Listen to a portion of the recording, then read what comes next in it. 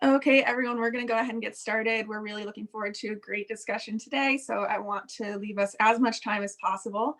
Good afternoon. Thank you for joining us for the latest installment of Homeroom with Education Leaders. We know you all have incredibly busy schedules and have just so much going on, especially this time of year during the holiday season. So we really appreciate you taking the time out of your day to think about equitable educational opportunities for all students. I'd really like to thank our amazing panelists today. We have Dr. Eric Hall, Dr. Janice Jackson, and Patricia Levesque. And we know there is so much work for all three of you at the moment, and we really, truly appreciate you taking this time. Just a few housekeeping things before we get started. If you've missed any of our past conversations in the Homeroom series, please feel free to visit the Hunt Institute website. We have all of those recordings available, as well as recaps of each conversation.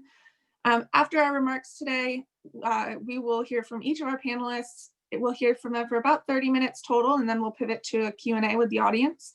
If you have any questions throughout the discussion, you can submit them in the Q&A feature. We unfortunately won't be unmuting lines just because there are so many people on this call. It would be a little bit hectic if we did so. But when you do submit them, please make sure that you're including your name, your title, your organization, just so that we can give you proper credit. Also, if you would like to follow along on social media, our Hunt Institute team will be tweeting along for the conversation, and you can use the hashtag #EdHomeroom to follow along or join in the conversation as well. And now I would just like to go ahead and get started by welcoming the Hunt Institute's president and CEO, Dr. Javed Siddiki, to offer some quick welcome remarks. Good morning. Thank you, Julia. First, thank you to our friends for joining us on today's panel. As Julia mentioned, we do have a dynamic lineup, and I'm thankful for all three of you taking time out of your crazy schedules to be with us. And thanks to our listening audience for joining us. You continue to make these conversations really impactful, so I appreciate your engagement. I would also echo Julia's request to start submitting your questions now in our Q&A box. As we all know, this year, our teachers and our school leaders have stepped up to serve students in ways we could never have really previously imagined. And our panelists today are going to be addressing what lessons states and certainly districts have learned, what strategies they're making in regards to innovation, systemic and also long-term innovations. Teachers, parents, principals, superintendents have gotten incredibly creative with how they deliver their material, how they support non-academic needs, how they interact with families. I know I've been on a couple Zooms with a bunch of other families for my own kids. So it's amazing how they're working differently to make us feel like we're part of the process with our kids. And so we're thankful for all of our educators that are bending, that are trying, that are thinking differently. But the question becomes for us is, will we take advantage of this moment, this once in a lifetime chance to really rethink our education system? I'm glad I don't have to confront that question. These three will be taking care of that problem for us. So I want to just take another moment to say thanks to all of our panelists. I'm looking forward to your insights and your reflections. Julia, I'll turn it back to you to get our conversation started. Thanks so much, Javed. So once again, I would like to thank all of our panelists. And first, we're going to hear from Patricia Levesque, who I apologize, I said your name wrong earlier, but the CEO at Excel in Ed. And Patricia, can you speak a bit about some of the ways that educators across the country are responding creatively to some of the challenges that schools and students are facing right now, particularly as it relates to systemically rethinking our education practices and our assumptions? Sure.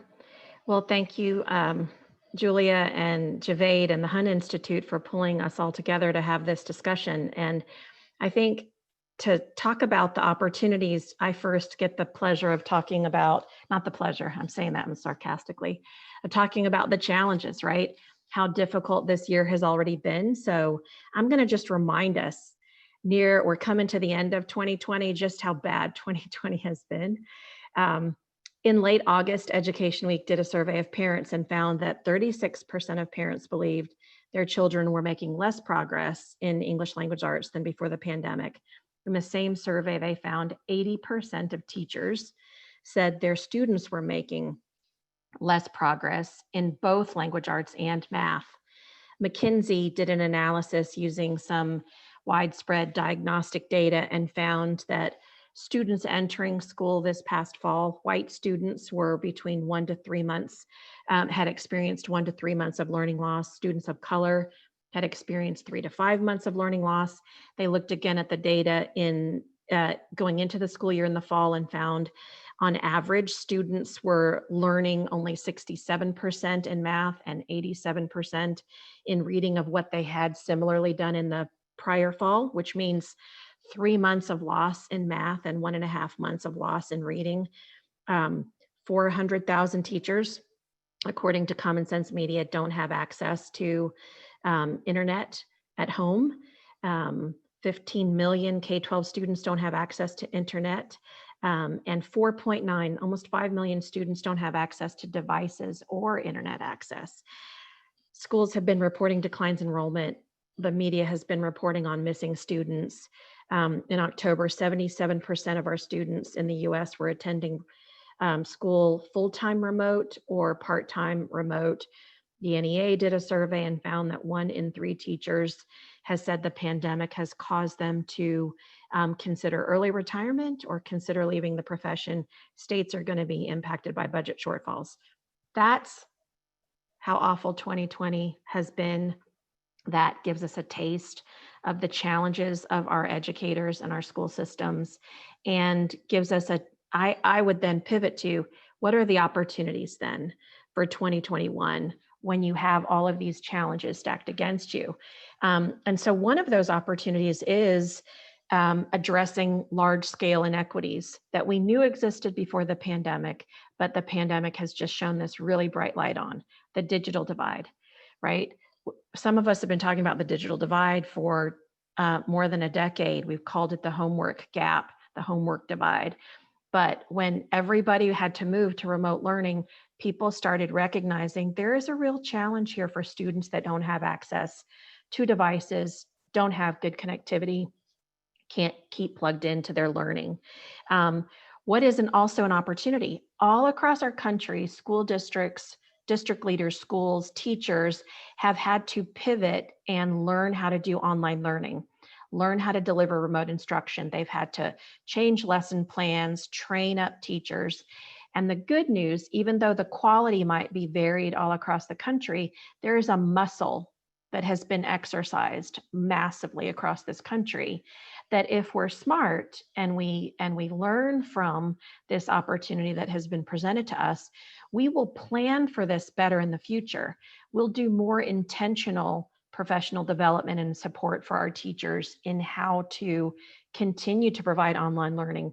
Online learning might become a tool to help extend the school year, to help extend the school day, to help ensure there are no more snow days, because leaders actually decide we're going to use the devices and the infrastructure that we built up, this muscle that our educators have exercised and developed, and we're going to continue it. And we're going to use it smartly.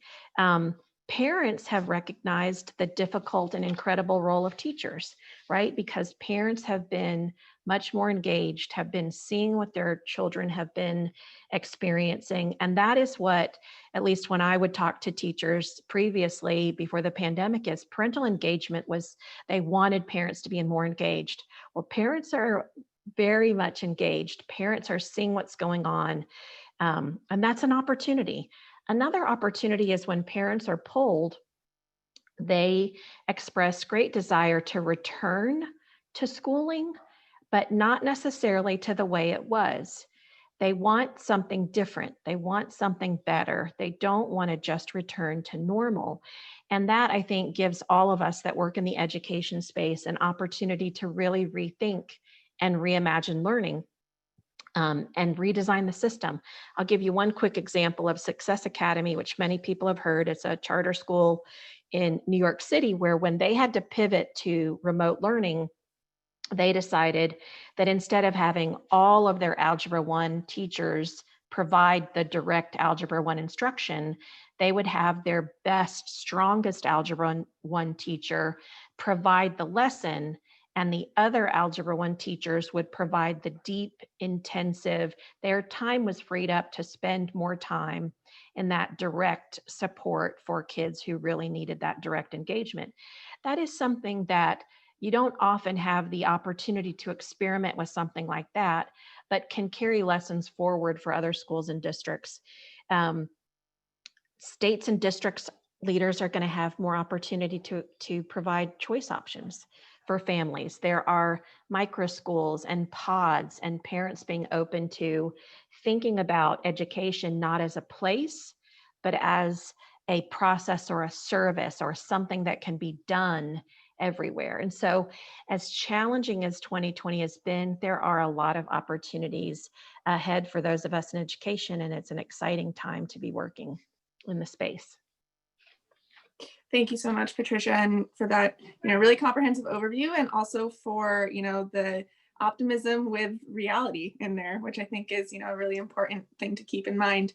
I'd now like to turn to Dr. Eric Hall, who is a Senior Chancellor with the Florida Department of Education. And Dr. Hall, can you talk a bit more specifically about what Florida is thinking about when it comes to opportunities for systems change, and really how the pandemic has provided an opportunity there? Yeah, definitely. And again, I appreciate the opportunity to be involved in today's discussion. And, Patricia, I just want to build off of some of those points that you drove home at the beginning about those challenges and barriers that we saw from 2020. I mean, going back to, March 13th was such a day for us here in Florida, like much of the nation. We made that pivot from brick and mortar in-person learning to really ramping up and making this pivot into distance learning options all across our state. And we had to do that with a high degree of agility. And I think, fortunately for Florida, we've been in a place where we have a long legacy of using some of our tools, like our Florida Virtual School, for example. We had some of these tools that were readily available, resources that many of our schools have been using because we've had policies in our state that, have really recognized the opportunity to balance both in-person and virtual options for students to academically excel and achieve. But those data points that Patricia mentioned, that's where we became more concerned. I mean, we've talked about this from the very beginning, that our top two priorities going into this pandemic was going to be, how do we make sure that we're making decisions and strategic investments that focus on the safety and health of our staff and our students? And the second being, how are we going to double down on the achievement gaps that we've been concerned, like everybody else, about how those have been exacerbated during this time? And again, I think the data points that, Patricia, you shared, those are the things that stay kind of on our North Star, that we've got to attack those things with a degree of urgency. And so when we made those pivots, we tried to make some intentional investments around expanding FLVS option to be able to cover every student in the state if we had to go in that direction. We made strong investments in getting teachers access to professional development for those that maybe were not familiar with using those platforms, making that an incentive to get more teachers acclimated to those tools. But we've also said, and this is something I think, again, so many of us across the nation are talking about right now, that while these tools and these resources through distance learning and remote instruction and high quality, access to content and teachers delivering those supports through the tools that are available now, it's a great asset to help close gaps going forward and extending learning options. But we also know putting great teachers in front of our students is the one thing that we've got to continue to remain focused on, because the students that we're concerned being most vulnerable are those that need the impact of a great teacher standing in front of them, delivering explicit instruction and differentiating that instruction based on individual student needs.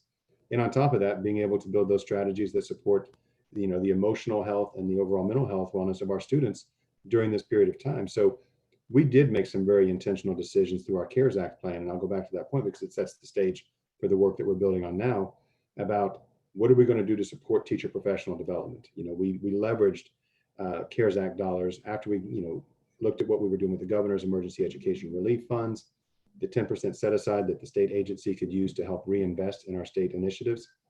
We've added capacity by getting regional literacy directors, building on some of the success and some of the work that Florida had done historically, and then learning from some of our other lessons in states like Mississippi, who had used some similar models to get these high quality professional development leaders out in our regions and supporting our coaches in our schools around literacy efforts. So we put funding into that to bring that capacity into the state over the next 2 years to help slow some of these concerns that we have about the gaps that we want to double down on. We looked at how are we getting more teachers trained over this next 18 months with the reading endorsement with our partners at University of Florida, using the literacy matrix and the science of reading, so that again we're trying to double down on what these gaps have been and what they have the potential becoming if we don't react now in a way that use these one-time investments to hopefully fill some of these gaps. Doing the same thing with building the capacity of our reading coaches, so that it's kind of a three-tiered approach. It's regional literacy directors supporting coaches at the local level, those coaches supporting our teachers, And again, making those investments now to, again, really get that professional development in place and build those skills that's going to help support, especially those literacy skills at this point in time. Some of the other areas that we remain focused on is, how do we expand access to devices? Our districts, we provided flexibility with funding so that they could use these funds in a targeted way to get more devices in the hands of kids. We've seen some of our districts like Palm Beach really leverage local efforts with expanding access and having some of these extensions to get Wi-Fi into hard to reach areas. We've also seen, efforts that really help to expand telehealth. I'll go back to some of the kind of the comprehensive approach that we want to do with addressing multiple needs of our students. While we're looking at the academic barriers and supporting achievement around these literacy initiatives, we're also looking at how do we expand access to telehealth and supports for mental health counseling, being able to get more parents involved during this period of time to help out with specialized services for their children, being able to extend opportunities with tutoring, not only again during the school day, but after hours, and what does that look like going forward? And I think to make these things happen, well, we made those intentional investments with our CARES Act fund. Back at the beginning of the school year, Florida, we were very aggressive in trying to say, okay, we got to address these concerns for our children, but we got to do it through making choices available to parents as well. So we provided opportunities through an emergency order that ensured that all districts in our state were going to open schools and make schools available, both brick and mortar, as well as those that wanted the opportunity to have distance learning and use those strategies that best met the needs of their child and of their families with that focus on safety and health. Well, through that emergency order, we also guaranteed funding flexibility so that schools were able to be funded in a whole manner based on the projected funding they would have been receiving, because we did not want to see disruptions in our staffing, our teachers who have continued to be diligent and trying to make sure that these multiple strategies for instruction are being delivered. So we did that through the emergency order, and I think we saw great success to where today we have over 65% of our students in the state attending brick and mortar options, which for the state of Florida, third largest state in the country, is about 1.8, almost 1.9 million students right now that are attending brick and mortar schools in front of their teachers, taking advantage of these opportunities that, again, we think help to slow some of these gaps that we are concerned about. Building on that success from that emergency order, we just released a couple of weeks ago, Emergency Order 7, which builds on the success from this first semester and now goes into a pivot where we're doubling down on interventions and how schools and districts to be eligible for continued flexible funding and trying to keep schools as whole as possible in the second semester, being able to use these funds to make sure that we're getting interventions in place based on students that are not making adequate progress.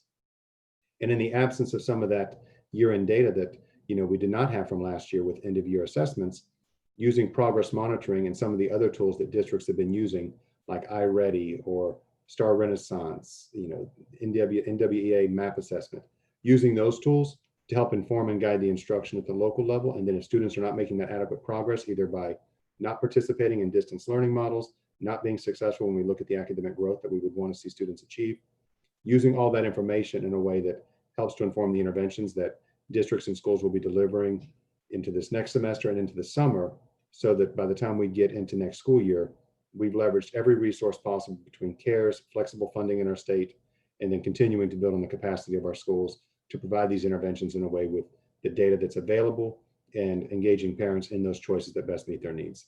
So I think we've had a pretty comprehensive strategy around this, but I think the innovation here is taking these funds, creating conditions that allow choice, allow flexible spending, and supporting educators and being able to deliver these resources and tools that ultimately, again, attack these achievement gaps. Thanks so much, Dr. Hall. We, very comprehensive overview. We really appreciate it. And next, we're very thrilled to welcome Dr. Janice Jackson. She's the CEO of Chicago Public Schools. And Dr. Jackson, can you discuss how Chicago is thinking through innovation and systemic change at the moment? And what are your priorities and what steps are you taking to make that a reality? All right. Well, thank you, Julia, for having me. It was interesting listening to my colleagues go first, just really to level set and think about all of the challenges that we face and, how we as a entire ecosystem of educators have been able to respond to this pandemic. And I think that there are a lot of challenges, which, those challenges are known to most. But one of the things that I do think is important, and the reason why I think this is a powerful conversation is that there are a lot of opportunities embedded in this crisis. And so we've tried to be responsive to that. A couple of things. First, we've learned a lot of lessons like every other school district across the country, but being kind of thrusted into this also opened up the door for us to innovate faster on many initiatives that we, had either been talking about, i.e., developing a better distance learning system, or to accelerate things that were already in flight, like our pre-K through 12 online curriculum system, which, is underway. But again, this was an initiative that we started prior to COVID that, now we see the utility of something like that had it been fully in place at the time. Like most school systems, our first step was to respond to the things that we were, uniquely positioned to address. So, of course, responding to the remote learning needs, but also feeding students. And it's been talked about, but the work around distributing devices, as well as our Chicago Connected program, where we have provided broadband internet access to 100,000 families, and it's over a 4-year period. These are all initiatives that we had talked about, but I don't think we would have met our goal so quickly had we not been, forced to do so.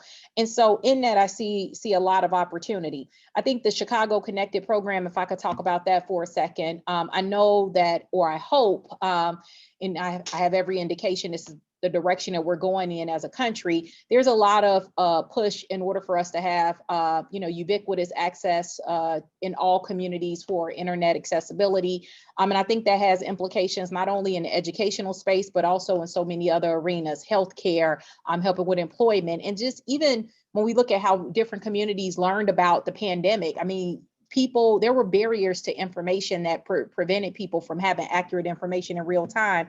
And so we think that this goes well beyond just what happens, from 8 to 3:30 or in our school buildings. And we also think that this is something that will be with us beyond COVID.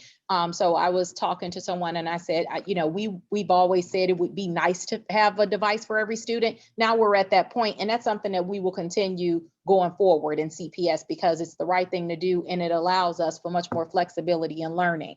I think that the inequities that existed prior to COVID, it's been unfortunate to see some of those inequities existing in a completely new system that we all had a role in creating. And even with our best efforts, and then I can only speak for Chicago, where I know we did an excellent job distributing devices, and I know the Chicago Connected program is transformational, but a lot of those inequities still exist. When we look at student engagement, Patricia highlighted the test score gaps. We're seeing the same disparities. We're seeing the same disparities with regard to grades and engagement. And so it really is forcing us to think about, not only how do we respond in this space, but how do we, when we return to normal, whatever normal ends up looking like, how do we make sure we don't go back to normal and continue to reproduce the status quo, which we know wasn't working for a large majority of students, especially students of color. And so one initiative, in addition to Chicago Connected, that I think has promise is our Curriculum Equity Initiative, which essentially seeks to provide students with a fully aligned, and aligned based on Common Core here in Illinois standards and front-facing assessments for students. And what we find here in Chicago in a large school system is that, algebra in one school doesn't look like algebra in another school, and that's not okay. There are a lot of reasons why that happens, but we know that when you see those kind of disparities, that they show up on, major outcomes. And so we have been able to shift to this new model. And we were going to spend millions of dollars on teacher training in order to help them, teach using the computers and devices, et cetera. And now there was like a crash course. They were thrown into the deep, which reminded me of my swimming experience in high school, which was not a great experience, by the way.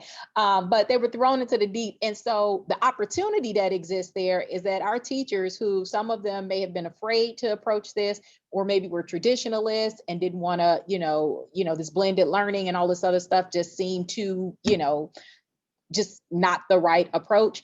have been thrusted into it and now see the value and the opportunities that exist. And our students have responded to it. And so what we're trying to do now is think about what's going to happen, with the announcement of the vaccine and the push to get more students back in school. And there are all sorts of things embedded in that whole discussion. But the thing that's top of mind for me is when we start to return to school and you start to address some of the concerns with learning loss, my push is that we can't focus on remediation. We have to focus on acceleration.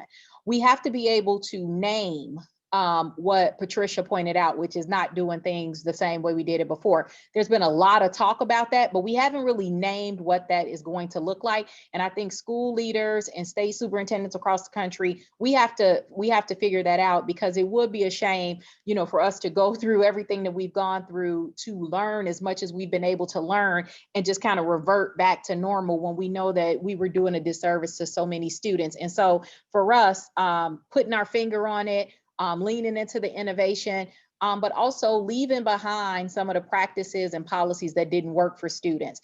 And the last thing, and I know I got 2 minutes for my introductory remarks, the last highlight, and I only thought of this when Patricia was talking earlier about algebra, another benefit that came out of COVID, we have been trying to address the issue around algebra being a gateway course for years. And what we were bumping up against is that many of our schools in low-income communities didn't have a certified teacher that could teach algebra.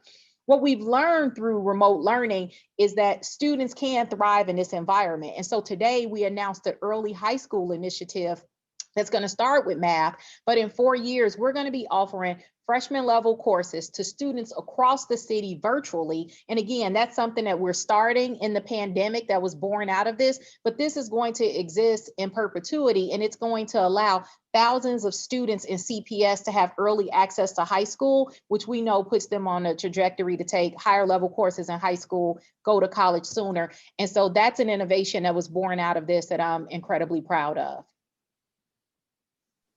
Thank you so much. And that's such an exciting initiative. Thanks for telling us about it. So now I really appreciate these welcome remarks. I think it's given us a lot to go off of. For those of you who can't see the Q&A, it's blowing up. So, we really appreciate that, and we'll try to get to as many as we can. I'm going to start off with a question for Patricia. And Patricia, technology, it plays such an integral role in these conversations, like we've heard throughout this, in creating these robust remote learning experiences. But like you mentioned in your remarks, that communities are just lacking access to high quality broadband or high quality technology access, with many districts really providing remote learning for this foreseeable future, and this becoming more of a conversation in the long term. What can be done for the digital divide? What initiatives are you seeing, or what policies are working to close that divide? Great, thanks for that question. I have to start with the one that Dr. Jackson mentioned, right, in Chicago Connected, where they are ensuring it's a partnership with the Chicago Public Schools, the mayor's office, private philanthropists, that said it is a real priority for them to ensure that low-income students have access to broadband, high-speed internet. And so they've got this initiative, they've got a plan, and they're making sure for the first time that low-income students are connected to the internet. A lot of states this past summer, when the federal stimulus funds were provided, governors had access to that acronym for GEAR funds. It was the pot of money that governors could use. State agencies and school districts had access to CARES or ESSER funds. And there were a lot of things that came out of that. I'm going to read through a couple of the highlights. Alabama put $100 million into internet access for K-12 students. Connecticut Governor Ned Lamont announced basically an initiative that would ensure that all kids in the state of Connecticut, they will not have an internet divide for K-12 students in Connecticut. Arizona not only put money towards infrastructure for rural communities, but the Arizona Department of Education signed agreements with AT&T and T-Mobile to purchase devices and data plans at a reduced cost, and then locked that in for a couple of years. Idaho, Governor Little, Oklahoma Governor Stitt did things that went direct to parents. So they provided these micro grants, $50 million in Idaho, $8 million in Oklahoma, where parents could use a pot of money in a digital wallet to get their own device, internet connectivity or hotspot, tutoring services, other things that individual families needed for their own children. Ohio has taken some really incredible steps. A lot of states, I think, again, the silver lining is funds were made available, districts acted locally, businesses stepped up. I can't tell you the number of superintendents that I've heard who just went to their local leaders and said, we need devices for our kids. What I want to make sure we don't do is to solve this problem right now for a pandemic. And then, these devices don't last forever. More kids come into the system who don't have connectivity. And we then lose what we really need to do is establish as a foundational level that all kids need access to devices and the internet. Because why? Because 40% of college kids are taking courses online. This is before the pandemic. They were experiencing an online course. How many of us in our jobs have to work with the internet, with devices? How much of corporate training is through an online module? And as Dr. Jackson said, connectivity to the internet and the use of devices is integral in access to jobs, access to healthcare and telehealth, access to mental health services, access to commerce. There's something that now needs to become this new minimum that we're providing. And it's not just the devices and the connectivity. It's training and support for teachers in how to teach in this environment. It's high quality online instructional materials. It's supports for families that need digital training and support so that they can support their students. It's states being creative with procurement policies to make it easier on districts to do procurements. It is states potentially setting up or districts setting up learning management systems that makes a lot of this process more manageable and easier to do. There's so many things that go along with it. States are taking some really important steps forward. Districts are taking important steps forward. I hope all of us on this call dedicate ourselves to ensuring it doesn't become a one-time thing just because of the pandemic, that we make it more of a standard platform that education needs to have this moving forward. Thank you so much. And we're gonna just give a quick heads up to the panelists that we have so many questions coming in that these questions might not actually be ones that you heard before. So, I know that was expected, but just wanted to make sure you knew. I want to make sure that we get to as many questions as possible. So this one's for Dr. Hall, and this one is from Beth Plua of the Waterford Institute. And Beth was wondering, oftentimes private-public partnerships are a good way to move swiftly to serve those in need. And she wants to know if there are any nonprofit ed providers that you've seen in Florida that have been able to do this effectively to serve Florida students equitably in response to the pandemic.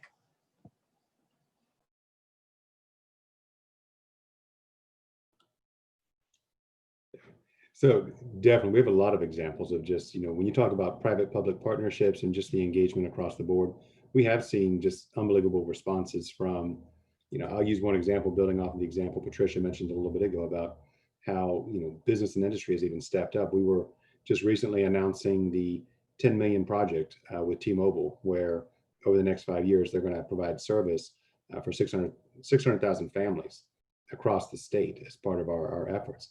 I think also when we talk about, for example, I think Waterford was maybe the organization you just mentioned. I mean, we've seen a lot of our early learning programs use their resources and tools to help provide access to our children in our VPK programs for families that want that option of having, distance learning, in their home for some of our youngest learners, here in Florida.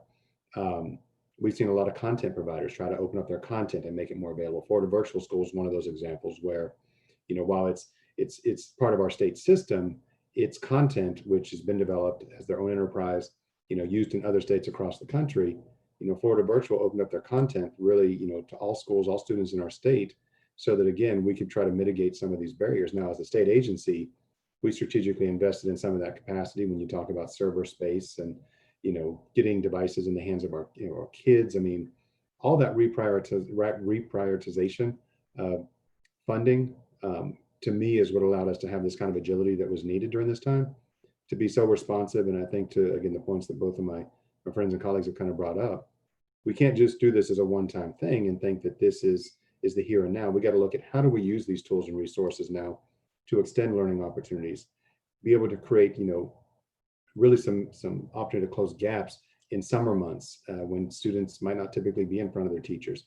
What does that start to look like? And I think that's where our districts are leveraging a lot of those relationships between content providers, business and industry stepping up.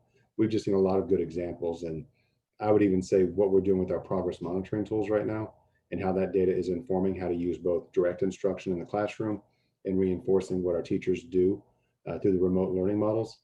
That's the kind of responsive instruction we want to see. And again, I have to just give a lot of accolades to our teachers because, when I go around now and I go to classrooms and I see a teacher who is teaching students, potentially 10 or 12 students directly in front of them in the classroom, with another half of the class participating on Zoom and being able to have those students engage with each other. I'm going to tell you, as someone who, personally had the opportunity to see how my own children benefit from that kind of engagement, both in person and distance learning. The options that we're creating for students and parents to have that kind of agile learning environment that's responsive to their individual needs, those are the things that we got to continue to institutionalize in our system and not let go of as we move out of this pandemic, but use these technology resources and these other tools that have been made available in a way that uses data to inform decision making, use that same data to help build the capacity of our teachers and our school leaders to use that data in meaningful ways. And in the end, continue to stay focused on that North Star that I continue to talk about, is closing these gaps that, again, have been a challenge. We've done great things in at least here, I think in many ways across the board to try to close those gaps, but we can't just, sit still now and say that while these gaps are growing, not be, moving with a high degree of urgency. And I'll use Dr. Jackson's term. We can't talk about remediation. We got to talk about acceleration and doing it with, the evidence, the science, and being responsive in ways that, again, leverage all these tools and resources that have come in. But appreciate that question. Thank you so much. And actually that, I think, opens us up well to another question that we got submitted in.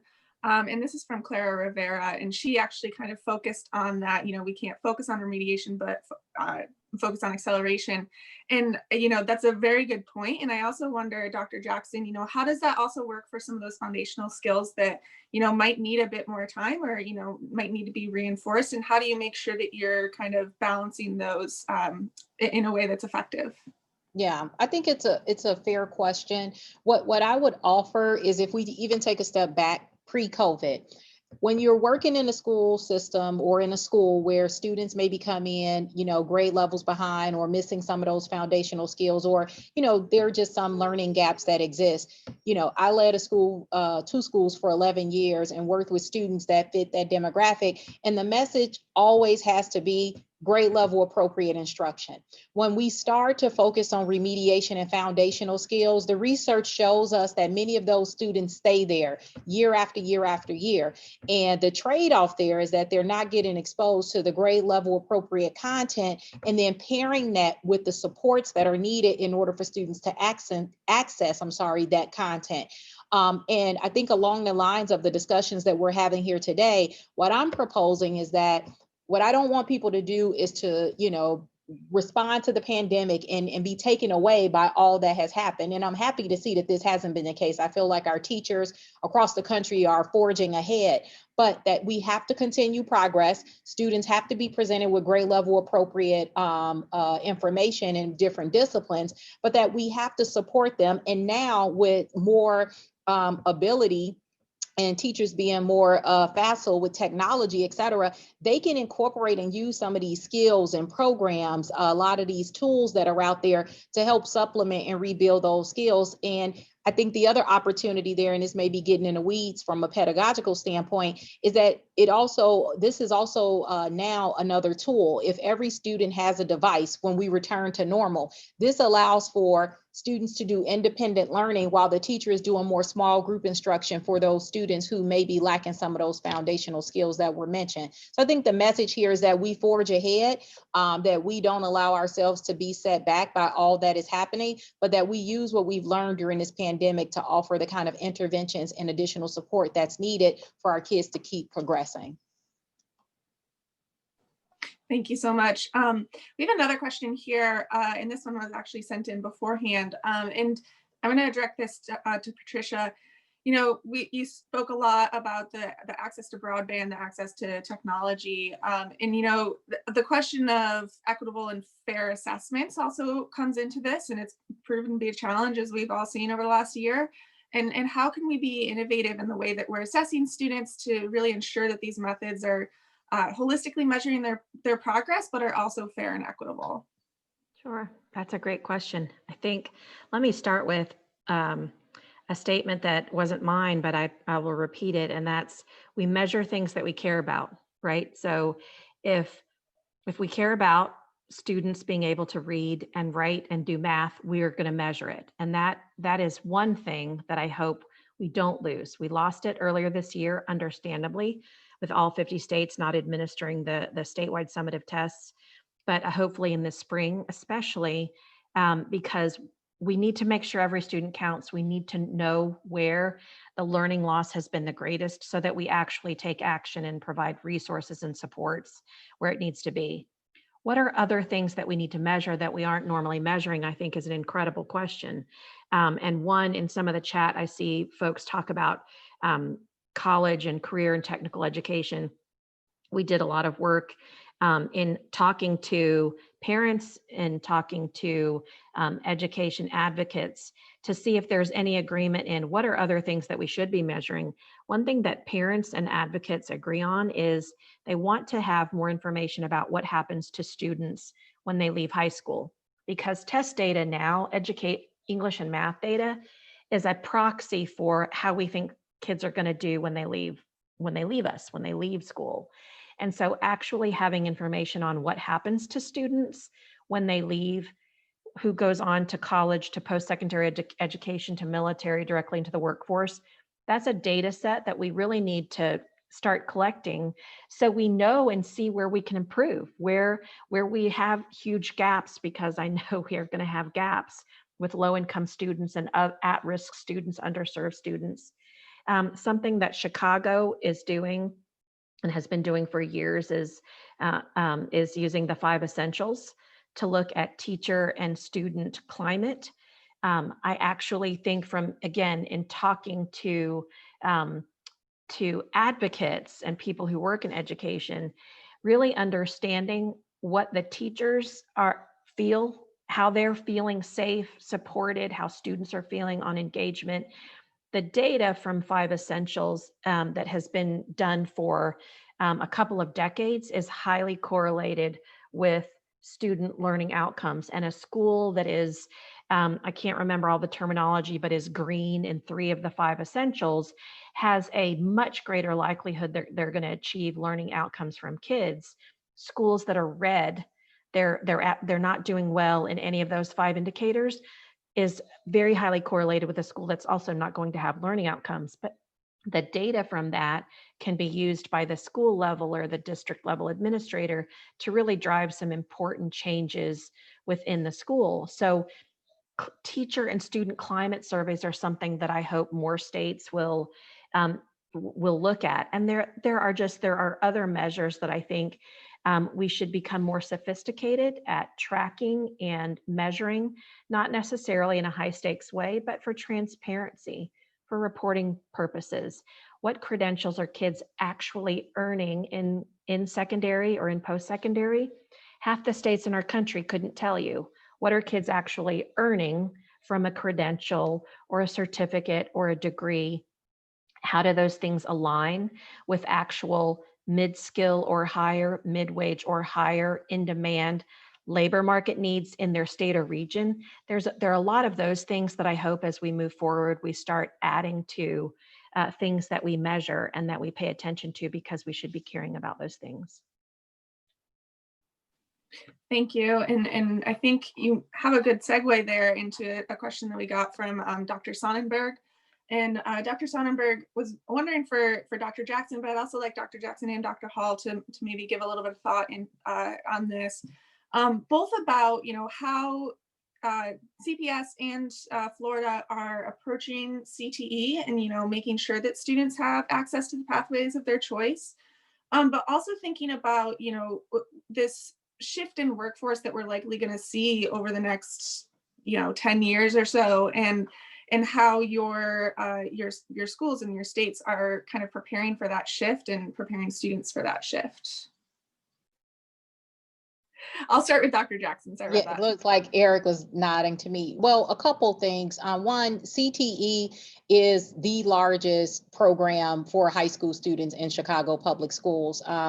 To Dr. Sonnenberg's point, every time I go out, well, I don't get to do it now, but in the past when I would go and host, community meetings, talk to parents, I can't think of a single one where parents didn't talk about the need for career and technical education, and wanting to see more opportunities and to strengthen that.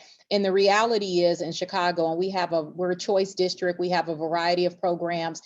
CTE is our largest program. Most students in Chicago public schools are in a career and technical education track. So why aren't we seeing the outcomes? I think the problem is twofold. Number one, we have to re-examine the offerings that we have. Anybody who's run a school knows that sometimes closing a program is more about who's teaching or keeping a program is more about who's teaching the program than the industry need for that program, and et cetera. And so what we've tried to do is year after year through our annual renewal process is to really take stock of the need and what choices kids are making, which is much more clear and easy to do now that we have a universal system, so we can see who's a universal enrollment system, so we can see if children aren't picking, I'm not going to dare say a program, but X program, then we can have conversations about whether or not we need, as many programs as we're offering. And conversely, when we see students picking one program and the demand is higher than what we're offering, that obviously makes the case that we need to be offering more programs in a particular area or a particular region or a set of schools. And so we've tried to take that approach to strengthen our programs.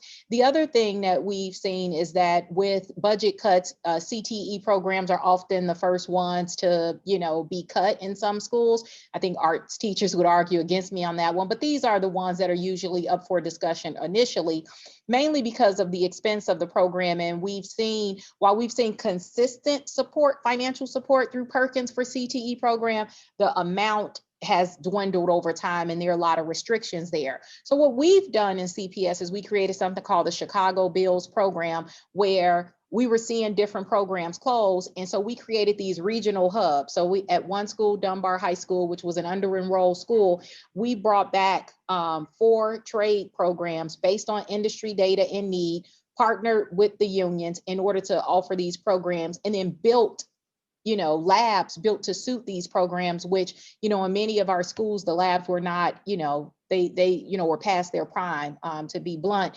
And so that's how we have tried to approach this. But I think to Patricia's point, the goal is preparing students for post-secondary pathways. And when they make those choices, whether that's to go to a 2-year, 4-year, or through a trade or some other type of program, it's incumbent upon us to make sure they're prepared. And the only way to hold school systems accountable for doing that is to track where students go when they graduate, which is why that's a part of our accountability system here in Chicago. One huge gap, and I'll just put this out there since this is a broader audience, is that the United States does not, we have the National Clearinghouse where we track post-secondary, students in universities, not all, but most. We don't have a universal system where we track labor trends. So when our students leave us and they go straight into the world of work in Illinois, I'm not sure if it's different in other places represented on this call, we have no idea where they go.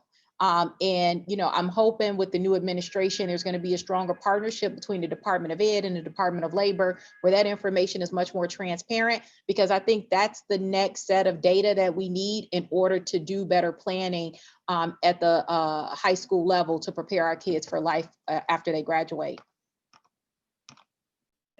Thank you. And before Dr. Hall goes, we had a question. I know that educators sometimes use a lot of acronyms. CTE is career and technical education. So yeah. Thank you for asking that and for the reminder to use. I think that's on all of us. So Dr. Hall, anything to add there? Yeah, so I think just building on that, one of the things that we were, I think, pretty fortunate is about 18 months ago, we actually started some of this narrative around CTE alignment. And I want to give credit to Patricia and her team, at the foundation, because they have a playbook that we leaned on pretty heavily to do a statewide CTE audit of our secondary and post-secondary programs all across the state to look at the alignment between, demand, quality, and also looking at, access to middle to high wage careers. And so using that audit process and building out a framework, we've just continued to build on that so that as the audit was being completed, we aligned that with our Perkins plan, so that we could leverage those resources with the local needs assessment that has to be done as part of Perkins. Using that data and information, even going through this period of time with the pandemic, doubling down on some of those efforts, even leveraging about $35 million in some of the governor's emergency education relief funds to help get into some of our regions where we maybe saw some changes in the local labor market. When you think about tourism and things that have been impacted during this time, to say, how do we get individuals back into a credential that has high value, but also is what is a very efficient and rapid credential that can help some of our displaced workers get access to a credential that puts them on a pathway, getting back into work and taking advantage of some of the opportunities we have with our state colleges and our local technical colleges all across the state. So I think for us, it's been a nice linear progression about being able to step back, do an audit, look at what things we needed to continue to learn and which programs had, served their purpose, but it was time to start sunsetting some of those programs and teaching those out so we could reprioritize some of our resources into programs that have emerging demand or high demand that's, here and now that we've got to be responsive to. And then doing that in conjunction with our Perkins plan to show that alignment, how we've done the same thing with our state's WIOA plan to support some of our adult education initiatives as well, with not only getting individuals on a pathway to a high school diploma, but parallel efforts that help to get them into career and technical education training for a credential that runs parallel to those efforts. And then, like I said, leveraging some of the funds that have come through the CARES Act to get individuals into these pathways and into these pipelines of opportunity quickly to, again, be responsive and get people back into opportunities for upward mobility. I think the last part of your question there was also about what are the things that we're learning during this time as we might see an emerging workforce that might be working from home more, and how does that kind of coordinate with, the learning opportunities for our students. I think what we're going to find through this is that, again, I think we have a huge benefit here in Florida because we've had a long history of using tools like Florida Virtual School and other virtual options that districts locally have been able to franchise or develop through the learning management systems. I think what we're going to see is that parents who maybe didn't realize the choices that existed and had an advantage to get a taste of this and how this aligns with what works best for their child, they're going to have more opportunities to now expand on those choices and use choices that best meet them and their family's needs, whether it's because of work, whether it's because of other conditions that they might be navigating. But in the end, going back to how do we as a state and a system use that data to ensure that while you have access, having access and then being able to benefit from that access are two different things. And I think we got to continue to use that data to make sure that we're using informed decisions to help parents make a choice that, again, aligns to their goals and their needs for their child, but also ensures that adequate progress so that we, again, stay focused on the gaps that we're concerned about. Thank you so much. I'm going to try to fit 2 more questions in, which I know is going to be really tough. So we're going to try to, get these as succinct as possible. But we had a question from Sierra Rivera, and she was wondering, about all these technology platforms that have been used to extend opportunities for students affected by the school closures. She was wondering if any of them have been really thought about as a tool to maybe address migrant education, because I'm sure we all know that there's a lot of patterns of students who are migrant students who are coming in and out of school systems, and it's a little bit more difficult to track them and make sure that we know where they stand. Has there been any discussion on using these technology platforms to really serve migrant students? And I think this one was directed for Chancellor Hall, but if anyone has any thoughts on this, we'd love to hear them. Just checking to make sure I was unmuted. So, I don't want to sit here and say that I've seen specific platforms or strategies that are explicit to one particular, content provider or anything like that. But what I will say is I think, Florida being a very diverse state, and we have a lot of students that have diverse needs, whether it's, for English language learners or our special education population. And just what we've tried to do is be consistent in how we put that in the framework of our orders. So when we did our emergency order 6 and the recent emergency order 7, it was very explicit that as districts are designing and implementing their strategies and interventions, that those students that are most vulnerable, we want to make sure that those things were identified in their plans. And that as we as a department work with districts and schools and implementing those plans, that again, these are things that were not left as an afterthought, but were really at the forefront of the decisions and the strategies that they were using. I think, for us in this recent order, between the funding flexibility, a focus on intervention, a focus on using progress monitoring data to make informed decisions for students and to see if they're in the best learning modality that meets their needs. And then in conjunction with, really in our order, which was something very different this time, is a strong focus on continuing the professional development of our teachers and our leaders during this time. I think all that is about building this framework to the points that were made earlier. How are we institutionalizing some of these behaviors that we know in the end are going to help close gaps? So again, if somebody wants to reach out, we can get you some more information from a local level, but I think in the end, our districts and our schools are being responsive to the needs of students, and they're taking advantage of these tools and resources that many of them have procured or have developed locally to address those needs.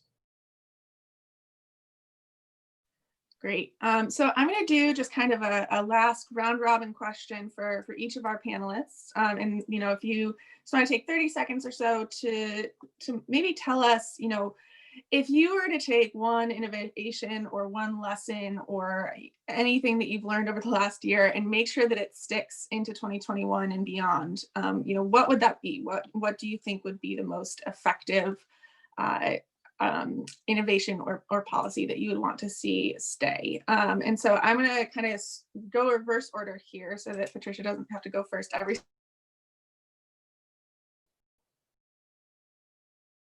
I think you said Dr. Jackson. I couldn't hear you. Okay. No, I think I talked a little bit about it earlier, but just to put a finer point, just really thinking outside of the, four walls of the school when we're thinking about programming.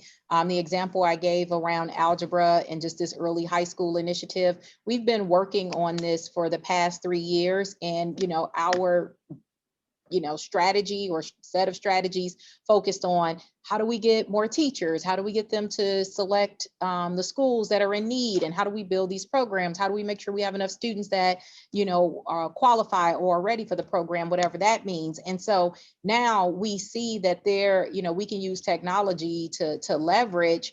We can leverage technology in order to bring more students into the fold. We can hire one certified teacher who can teach 140 kids across the city and do that 10 or 20 times over. We just weren't thinking like that prior to the pandemic. And so there are several examples out there of that, but I think that's one that's important. Thank you. Dr. Hall? Yeah, so I think, a point that Patricia made earlier, she talked about education being a process. And I think if we can do anything coming out of this, is how do we ensure that we create an agile environment that's responsive to student needs? And I think that's what we've really seen through this, is that parents are making choices now that in some cases they didn't realize necessarily they maybe had that full panoply of options available. And so I think, how do we ensure that kind of agility continues to remain available, and that we can create those conditions through policy, practice, and support, which I think in Florida we have those conditions in place, but we need to continue to support that kind of agility to again provide options, address the gaps, and look at how do we continue to make this type of access available. And those are things to me that I'm hoping coming through this will continue to support and extend this type of technology into addressing those non-academic barriers, like access to mental health and other interventions that ensure students have access to. Again, if you address the non-academic barriers, then in the end we're going to help address the academic barriers towards achievement. And those are the kind of things I'm hoping through this will continue to build on and continue to do. Thank you. And then Patricia? Yeah, I think Eric said it well, agility, and that education is not in a place. Education and learning can be done anywhere. And as long as all of us adults that work in the system or advocate for the system are thinking about how do we create things that are personalized and meet each child's needs in the best way, we'll have a better system. Thank you. I think all three of those were really good reminders. And, I think leaving on this kind of optimistic note is a great way to go out. So I'm going to stop us there also because we're at time. But thank you so much to all of you for joining us today, especially thanks to Dr. Hall, Dr. Jackson, and Patricia. We're very sorry if we didn't get to your question today. We had a lot sent in. We will be working on ways to follow up on this, likely a Twitter town hall sometime next week. We will send you the details as soon as we have that finalized. If you have any other questions, feel free to just tweet them at us or send them my way, whatever is best, and I'll make sure to get you an answer. Like I said, we'll be posting a recording of this as well as key takeaways on the Hunt Institute blog later this week. So please feel free to check back for that, and I'll make sure to send it around to the whole group. And then additionally, we've been working really hard to compile as many resources, as many webinar opportunities as we can. And so I just wanted to point you out to our other webinar this week, which will be on December 17th, especially for those of you who are in Illinois. We will have the Lieutenant Governor, as well as 3 experts in, discussing the marginalization of Black girls and women in education and strategies for supporting Black girls and women. So please feel free to tune into that, and we would love to have you. And then any other webinars that you would like to attend, the Hunt Institute page, our upcoming webinars page, will have all of that information there. I believe our one on the 17th is our last one for the calendar year, but please don't quote me on that. So please feel free to check it out and see what opportunities we have. Last note, once the webinar is over, you will be brought to a brief survey that will just ask you about your experience today. If you are able to give us some feedback, we'd love that. We use it simply for our own purposes, and all your responses will be confidential. And so thank you again for joining us today. Thank you to Patricia, Dr. Hall, and Dr. Jackson. I really enjoyed speaking with all of you, and we're really looking forward to seeing everyone here on our next webinar. So have a great night. Thank you.